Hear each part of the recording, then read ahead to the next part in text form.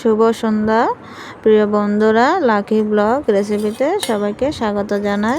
তো আজকে রাত্রের খাবার কি কি রান্না করলাম তোমার দেখা। এখানে দেখো কাঁকরোল ভাজা করেছি, আর এখানে দেখো পেঁপে দিয়ে কাতলা মাছের পেটি দিয়ে পাতলা ঝোল করেছি রাত্রেবেলা খাওয়ার জন্য।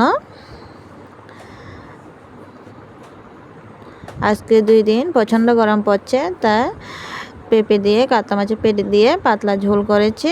আজকে রাত্রেবেলা 2 রকম মাছ রান্না হয়েছে, একটা তো তোমরা দেখেছ এখানে, আর এখানে পাঙ্গাস মাছ ছোট ছোট পিস করে পেঁয়াজ আদা রসুন বাটা দিয়ে লঙ্কা একটু বেশি করে দিয়ে ঝাল করেছি।